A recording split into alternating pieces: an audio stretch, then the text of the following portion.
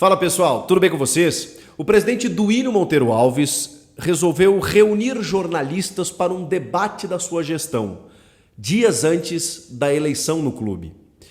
Eu assisti atentamente e vou fazer um resumo para vocês sobre todos os assuntos abordados aqui no canal. Chega mais, eu sou o Chico Garcia, inscreva-se no canal e vamos juntos!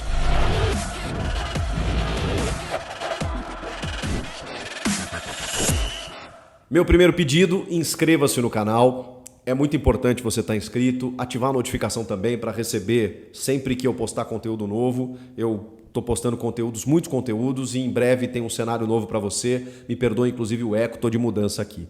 Vamos lá, eu assisti atentamente às 3 horas e 11 minutos desse debate da gestão, assim promovido pelo Corinthians, pela gerência de comunicação, comandada aí pelo meu amigo Flávio Ortega, e também pela direção, pela presidência de Duílio Monteiro Alves.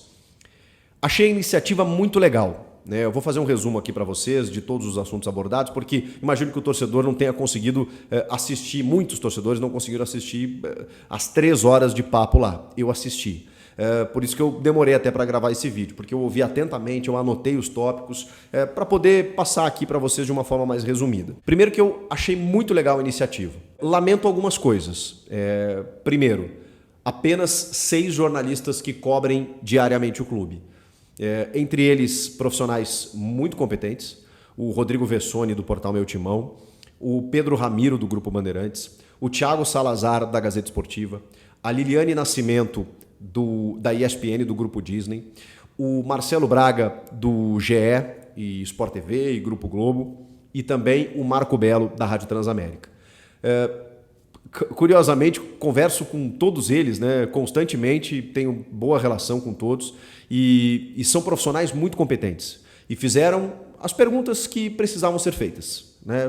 Acho que os jornalistas ali cumpriram o papel e representaram jornalistas que lá não puderam estar. Eu posso entender você querer escolher esses jornalistas, esses profissionais, porque estão ali na convivência do clube e, enfim, isso fica um pouco mais direcionado, porque hoje a gente tem uma gama aí de portais e youtubers e veículos para você poder comportar num formato como esse, mas eu lamento porque assim tem mais gente que cobre o dia a dia do clube e que não teve a possibilidade de perguntar. Mas enfim, acho que é uma questão que para refletir, se esse é o modelo ideal, provavelmente alguns ajustes, se acontecer de novo, acontecerão, para que você tenha um melhor formato. Mas assim, as perguntas foram feitas e o Duílio respondeu da sua maneira, do seu jeito. Lamento também que, e aí a minha opinião, porque ficou muito claro que isso aconteceu, que essa entrevista, esse debate para ser uma análise da gestão, como foi proposto pelo clube, serviu como um verdadeiro palanque eleitoral. É muito claro que Duílio Monteiro Alves estava ali para fazer campanha nítida, clara, cristalina e pura para André Luiz Oliveira, o candidato da situação, o André Negão, e para atacar o candidato de oposição, Augusto Melo. Não vou entrar no mérito de se ele deveria fazer isso, se o Augusto Melo é melhor, se é pior, se o André Negão que tem que ser presidente, se é o Augusto. Não. Eu vou relatar o fato aqui para vocês. O Duílio utilizou este espaço, utilizou o slogan de debate da gestão para fazer campanha e para atacar o candidato da oposição. Inclusive, revelando algumas situações de ordem pessoal, de novo, sem entrar no mérito, se elas valem ou não, se vão fazer o torcedor fazer uma escolha diferente ali na frente, não sei. Mas ele foi proposto a isso.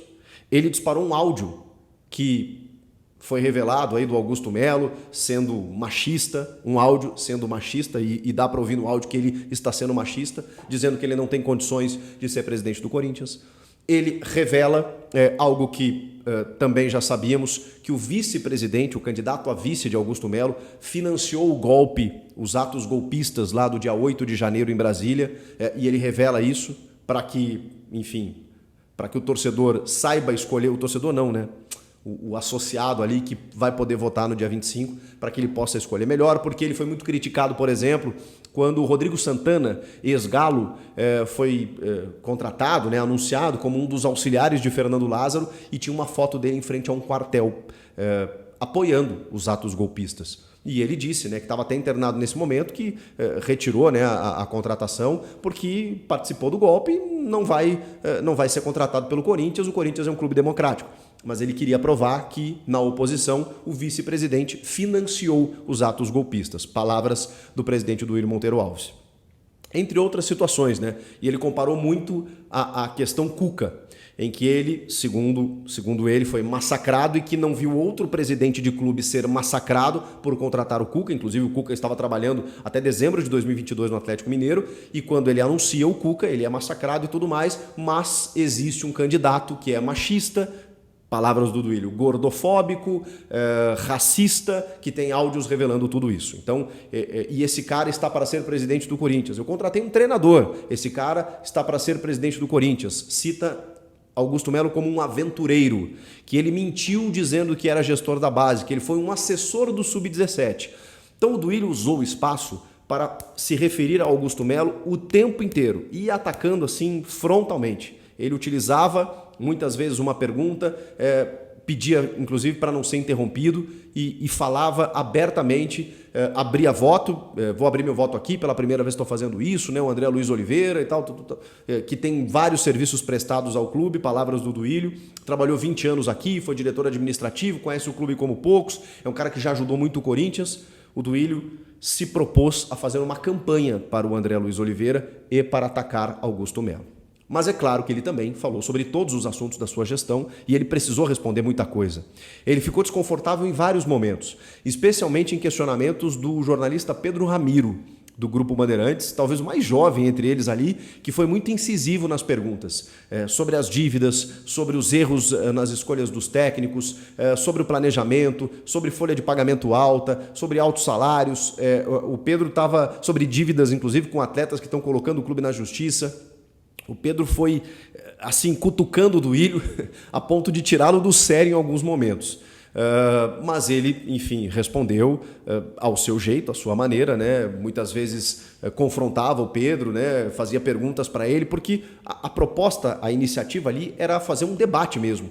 Então eles propuseram de uma forma em que os jornalistas podiam se interferir na pergunta do outro, acrescentar alguma coisa, ou muitas vezes quando o Duílio rebatia, o outro jornalista falava, não, o que ele quis dizer foi, na verdade, tal coisa e tal, para que você explicasse, não ficou muito claro. Porque ali os jornalistas representam o torcedor. Eu sei que muitas vezes o jornalista é ácido, está fazendo um questionamento que o dirigente não concorda, mas é o questionamento muitas vezes que vem da arquibancada, que vem do que o jornalista recebe na rede social. Então o dirigente está ali e se ele propôs isso, né, e ele propôs isso de uma forma louvável, como eu estou dizendo, acho que alguns ajustes precisam ser feitos e também ficou muito claro o objetivo final, mas ok, a iniciativa me parece interessante. Poderia ter feito isso depois do primeiro ano, depois do segundo e ao fim do terceiro parece que foi apenas eleitoreiro, né? Parece não, foi muito claro que foi isso que aconteceu. Vamos lá, já falei aqui sobre alguns assuntos que eu anotei aqui, inclusive, né? Para fechar o assunto Cuca, inclusive, em que ele fala que foi massacrado e tal, ele diz que conversou com o Cuca, ele foi perguntado se ele não se arrepende, porque ele comprou uma briga, né? Mas o Duílio disse que conversou com o Cuca, que o Cuca disse que não fez nada, conversou com o Cuca e a sua esposa, e que ele sentiu segurança no Cuca para, enfim, e que ele não imaginou que o barulho fosse ser tão grande. E aí, o que aconteceu? O que todo mundo já sabe, né? O Cuca próprio não suportou a pressão e em 2 jogos pediu para ir embora. E aí teve a questão do futebol feminino. Mas ele disse que reuniu, antes de contratar o Cuca, a Tamires, que é uma das lideranças, talvez a maior, desse grupo do Corinthians, a Cris Gambaré, que é a diretora executiva, o Arthur Elias, e que todo mundo sabia. E aí teve a nota, né, de repúdio, enfim, do departamento de futebol feminino durante a derrota para o Goiás. Quando o time estava perdendo, vem a nota do departamento, né? E aí foi perguntado sobre um racha, ele falou assim que o espaço é democrático, que óbvio que, na opinião dele, não ajudou o Corinthians, né? Porque isso aumentou a pressão que fez com que o Cuca fosse embora, mas que, enfim, né? Depois disso houve mais investimentos ainda para o futebol feminino, elas jogaram ainda mais na Neoquímica Arena, não teve nada, não teve nenhuma represália nesse sentido. Palavras do Duílio. E aí, falando no Cuca também, a gente fala dos erros da gestão nas escolhas dos técnicos, né? Ele mesmo assumiu isso. Eu vi muita gente comentando e tal, dizendo assim, poxa, é impressionante como o Duílio não admite nenhum erro. E aí eu vou discordar nesse aspecto. Ele reconheceu. Ele disse que as escolhas, que o time não deu certo, que o futebol não funcionou em 2023 por escolhas erradas dele. Ele assume que ele pensou errado. E o Vessone até pergunta em determinado momento, poxa, você vem de uma comissão técnica portuguesa caríssima, com caras com curso da UEFA e tudo mais, para um ex-analista de desempenho, que estava como auxiliar, que estava indo para a Copa do Mundo e tal. Não foi um pensamento pequeno assim. E aí ele falou, cara, a questão é que, explicação do Duílio, a Copa do Mundo atrapalhou tudo, né? A pré-temporada foi em dezembro. Em todas as vezes, o Duílio afirmou, nós tentamos o Tite. Dessa última ele falou que eles nem conversaram porque ele já disse que não queria trabalhar esse ano. E aí ele até falou, e tá aí ele trabalhando, mas tudo bem, cada um sabe o que faz. Visivelmente incomodado, mas disse que tentou o Tite nas outras vezes. E na Copa do Mundo ele nem queria conversar. Só que o Corinthians não podia esperar. E aí ele resolveu apostar no Lázaro, que é uma confiança no profissional, que está ali dentro e tal, do meio, que visivelmente não deu certo. E aí foi questionado, o Salazar até pergunta, e o Dorival? E aí ele desconversa, diz, o Dorival, assim, tinha uma questão financeira, ele saiu ganhando muito do Flamengo, mas, sei lá, não tinha um perfil, e aí parou por isso, e o Salazar insiste, tá, mas o que significa não ter o perfil? Né? Não ficou muito claro ainda. E ele, então, aí depois ele acaba respondendo, que ele diz assim, as informações que chegavam é que o Dorival, isso até o prejudicou no Flamengo, ele é um cara de um perfil mais paizão, e ele falou, e eu gosto desse tipo de técnico, tá? Gosto desse tipo de técnico amigo dos jogadores, e que o Dorival era muito paizão, e que muitas vezes isso deixava com que os jogadores, enfim, fizessem aquilo que eles quisessem, né? E que o Corinthians não precisava disso nesse momento, que o Vitor era um cara muito duro, muito exigente, mas que eles não podiam soltar muito a corda, né? Para um cara muito apaziguador, que precisava de um meio termo. Enfim, e aí resolveram apostar no Fernando Lázaro. Essa foi a justificativa, embora antes do Luxemburgo, o Duílio, e aí a gente traz aqui como informação, tentou o Dorival quando minutos antes o Dorival já tinha se acertado com o São Paulo. Enfim. Sobre o Luxemburgo, ele disse que a queda foi no momento ali para... ele disse que o Mano é o melhor técnico para o Corinthians para esse momento. Ele entende que ele chegou no momento que ele pensou assim, bom, os dois candidatos já disseram que não vão continuar com o Luxemburgo, então o Luxemburgo não vai continuar aqui ano que vem, eu não vou estar aqui ano que vem, a diretoria não vai ficar aqui ano que vem, então eu preciso pensar no ano que vem, eu preciso já começar a planejar o ano que vem. Então a gente trouxe um cara que fosse o essencial para fazer as reformulações, renovações e já projetar o ano que vem, só que aí, né, um contrato até 25. Que foi uma exigência do Mano Menezes, claro, mas que a troca do Luxemburgo foi depois daquele empate contra o Fortaleza em casa, né, para dar um choque entre um jogo e outro, tentar uma classificação e percebendo no dia a dia que a coisa não estava funcionando e tudo mais, né, o Luxemburgo tinha perdido o grupo, os treinamentos no dia a dia eram um motivo de reclamação, então e ele enfim, resolveu trocar naquele momento. Então, falou sobre, né, todos esses técnicos, aí relembrou a questão Silvinho, que eu nunca vi o que aconteceu com o Silvinho, né, daquela forma, um treinador que foi massacrado, o cara nos classifica para a fase de grupos da Libertadores, só que aí no começo do ano os resultados não vieram, e aí eu tive que tirar até por preservação do profissional. E aí depois ele trouxe o Vitor Pereira. E aí o Vitor Pereira, ele disse que não tem nada contra o Vitor, só que ele não foi correto, porque não tem nada a ver. Segundo ele andou dando entrevista falando que não tinha planejamento, não teria investimento e tal. Ele falou uma mentira. Ele teria carta branca para investir no Corinthians e para fazer a reformulação que ele precisasse fazer. Então, enfim, ele quis ir para lá porque ele tinha 5 finais para disputar, com um elenco melhor e tudo mais, e enfim, e fez a escolha dele. Palavras do Duílio Monteiro Alves. Estou citando aqui vários, mas ele mesmo disse, porque quando questionado sobre, peraí, Vitor Pereira, Mancini já estava quando ele chegou, né? Silvinho, Lázaro, Cuca, Danilo, que aí, né, treinou um jogo contra o Palmeiras, Luxemburgo e agora Mano Menezes. Qual é o critério, né, com técnicos tão diferentes? Ele fala assim, depende do técnico que está livre no mercado, esse discurso é muito bonito, né, de você, palavras dele, né, de associar características do teu elenco com o técnico e o jeito que o técnico trabalha, mas é óbvio que há incoerências. Então mais uma vez ele aqui admitindo, especialmente nessa escolha de técnicos, ele reconheceu que fez tudo errado, pelo menos até agora, né, agora a respeito do Mano, ele entende que acertou. Tem uma declaração dele que chamou muita atenção, que gerou meme, inclusive, porque ele diz que o clube está muito bem, financeiramente, inclusive. E isso, obviamente, a gente ouve com estranheza, porque o Corinthians dobrou a sua dívida. Mas, ao mesmo tempo, segundo ele, né, segundo o clube, dobrou a receita. Então, no momento em que o Corinthians consegue passar para uma receita de 1 bilhão e deve 800 milhões, ele diz que está no caminho certo. Que todo clube deve, que isso é natural, mas o que ele precisava fazer? Aumentar a receita. Que a dívida, todos os presidentes aumentam, que isso não é exclusividade dele ou do Corinthians, enfim, mas que ele conseguiu aumentar a receita.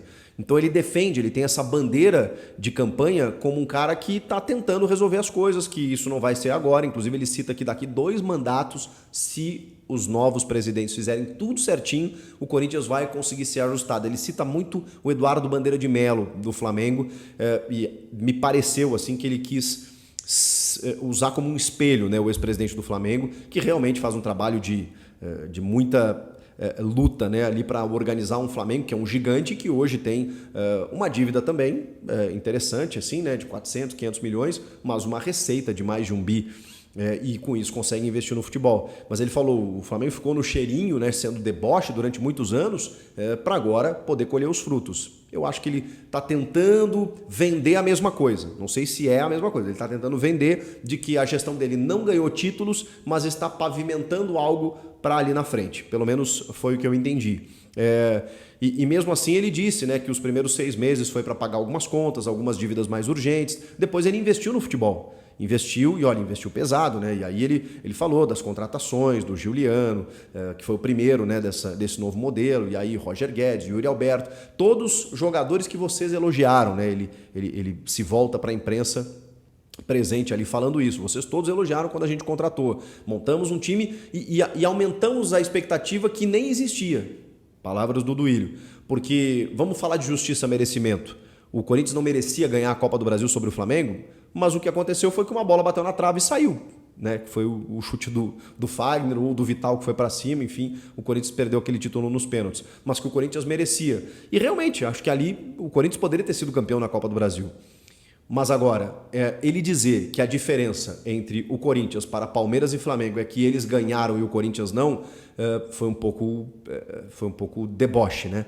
Porque o que é um clube, se não a razão de ser o futebol dentro de campo? Então o Duílio não pode vender isso de que estamos ajustando as contas, o ano foi bom mesmo que a gente tenha batido na trave e a nossa única diferença para Flamengo e Palmeiras é que eles ganham e nós não. Mas para que serve o Corinthians se não para ganhar títulos? Para carimbar contratos em repartição pública? Para ser um cartório, banco, enfim, uma livraria, uma tabacaria? Não, o Corinthians é um clube de futebol. E o futebol precisa ganhar títulos, montar equipes competitivas, só que o Corinthians gastou mal, né? Ele revela, inclusive, o valor da folha de pagamento. Gente, é um assinte. E ele fala, contando o salário, imposto, direito de imagem, 22 milhões de reais por mês. Essa é a folha salarial do Corinthians. Sabe quanto é a do Grêmio? Eu fui pesquisar até, porque eu tinha que o Grêmio reduziu bastante a folha, mesmo tendo o Luizito Soares no elenco. 12 milhões e meio. O Grêmio tem uma folha salarial de 12 milhões e meio. Olhem a posição do Grêmio na tabela e olhem a posição do Corinthians. Não dá para ter essa distância com o investimento que você faz. E aí ele foi questionado sobre a negociação com o Zenit, por exemplo, e de novo, né, ele se baseia no valor de mercado do Yuri Alberto, que o Transfer Market lá avalia ele como um jogador de 35 milhões de euros e que o Corinthians, inclusive, lucrou, quase que ele diz isso, né, ao negociar 50% do Yuri com todos os jogadores, né? Ele falou, eu não tenho necessariamente aqui as porcentagens, né, mas Robert Renan, Duqueiroz, Mantuan, o goleiro Ivan, toda essa galera que ele cedeu ao Zenit para ter 50% do Yuri, que na opinião dele vale 35 milhões de euros. Sabemos que não, né? E ele falou, claro que não, ele tá mal hoje, né, e tal. Ele até foi sincerão. Mas enfim, é o que baseia o valor de mercado do jogador.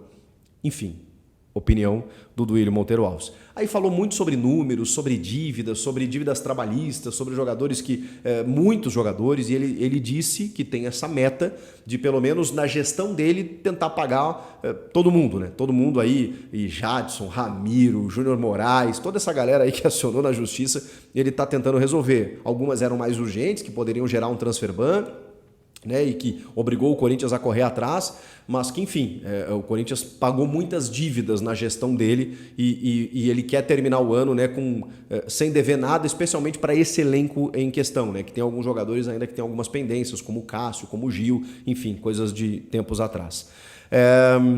Ele falou também elogiou muito a Leila Pereira, a presidente do Palmeiras, e foi questionado, inclusive, sobre a provocação que a Leila fez, dizendo que o Corinthians não poderia ter o maior valor de camisa em termos de publicidade, que se tivesse, ela aumentava o dela. E ele falou assim, eu não vou fazer isso, eu gosto muito da Leila, mas eu não vou fazer isso porque senão ela vai investir mais no dela lá. Agora, nós aqui temos 2 mundiais, o preço é diferente. Deu uma cutucadinha, né? Falou sobre a Neoquímica Arena, que tá para acontecer aí um novo acordo com a Caixa, que é um acordo melhor ainda e tudo mais, aquela coisa que se estende há muito tempo, né? E depois, quando ele foi questionado para avaliar os seus anos de gestão, para dar uma nota, né? Ele optou por fazer conceitos. E ele falou assim, esquece o futebol. Esquece o futebol. Meu primeiro ano foi bom, o segundo muito bom e o terceiro excelente. Eu acho que eu não preciso falar mais nada. Esquece o futebol. Porque o futebol, né? O futebol é só tudo, né? É só tudo. Esse foi o debate. Esses foram os assuntos. Obviamente tem muito mais coisa. Eu tentei resumir aqui para vocês sobre os assuntos mais polêmicos, onde ele tocou mais, onde ele se incomodou mais, onde ele tentou dar algumas respostas, algumas convenceram, outras evidentemente que não. E para resumir tudo, de que o objetivo foi fazer campanha para o presidente, o candidato à presidência da situação e atacar o candidato da oposição. Agora você, torcedor e associado que vai ter condição de votar no dia 25, que faça a sua escolha. Inclusive, esse foi um outro assunto, né? De que o fiel torcedor não possa votar, né? O Corinthians tem uma torcida gigantesca e tem uma restrição muito pequena, né? Do eleitorado aí, né? Dos votantes, né? dos que podem, dos que estão aptos a votar. E ele disse que isso depende de muitas coisas, que ele também tentou fazer, ele também não concorda com isso e tal, deu a sua versão, mas é fato que é muito cômodo, né? Para quem está lá hoje comandando o Corinthians, de que apenas aquela parcelinha ali vota para presidente, e é o que vai acontecer no dia 25. Não sabemos o resultado, mas sabemos que não será justo, porque não vai representar a esmagadora maioria da torcida corintiana. E aí? O que vocês acharam disso tudo? Espero ter ajudado os amigos que não quiseram ouvir 3 horas de debate, mas olha, falei quase meia hora aqui. Comenta aqui o que vocês acharam disso tudo, inscreva-se no canal, daqui a pouquinho tem mais conteúdos aqui, novidades aqui no canal, então se inscreva para ficar por dentro de tudo e ativa a notificação. Até a próxima. Tchau!